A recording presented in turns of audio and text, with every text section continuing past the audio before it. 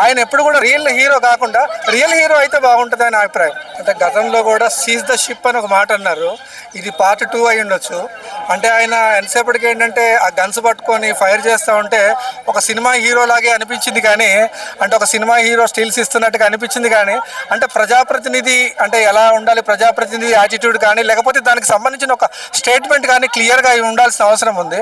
అంటే యాక్చువల్గా ఏంటంటే ఆయన లుక్ కంటే కూడా ఆయన ఏదైనా కంటెంట్ దాని గురించి ఏదైనా మాట్లాడిండి దాని గురించి సంబంధించి ఏదైనా మాట్లాడితే బాగుండేది.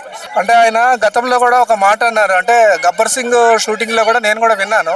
అంటే కొన్ని డైలాగ్స్ కొమరంపులి షూటింగ్లో కొన్ని డైలాగ్స్ విన్నప్పుడు ఏంటంటే, నేను యూనిఫామ్ వేసుకొని ఒకసారి డైలాగ్ చెప్పాలంటే నేను ఆలోచిస్తున్నాను, ఇది పోలీస్ యూనిఫామ్ కదా, పవర్ఫుల్గా చెప్పాల్సిన అవసరం ఉంటుంది, ఎంతో కొంత సిన్సియారిటీ ఉండాలి లోపల అని ఆయన మాట్లాడారు. అని నాకు మళ్ళీ ఇదే గుర్తొస్తుంది. అంటే ఒక ప్రజాప్రతినిధి అంటే కేవలం గన్ ఫైర్ చేయడానికో లేకపోతే ఆ లుక్ ఇవ్వడానికో లేకపోతే అదేదో క్రియేట్ చేయడానికో దాని తప్ప అసలు దాని గురించి ముఖ్యంగా మాట్లాడి ఉంటే ఇంకా ప్రజలకు కూడా క్లారిటీ వచ్చేది. కానీ ఫోటోలే వైరల్ అవుతున్నా కానీ విషయం ఎంతో వైరల్ అయింది. అంటే అది ఎంత కంటెంట్ ఎంత వైరల్ అయింది, లేకపోతే మీరు చూసిన ఒక దృష్టికోణం ఎలా అంటే మీ దృష్టికోణం ఏందో జనాలకు చెప్పలేదు, కానీ మీ దృష్టికోణం అంతా మీ వైపే మళ్ళీ. అంటే ఫస్ట్ ఆఫ్ ఆల్ ఏంటంటే రాజకీయ నాయకులు మనం కూడా గతం ఎప్పటి నుంచో మాట్లాడుతుంటూనే ఉంటాము. అంటే రాజకీయ నాయకులకి బేసిక్ ఏంటంటే భాష చాలా ప్రధానం. అంటే భాష మాట్లాడేటప్పుడు మన భాష చాలా ప్రధానం.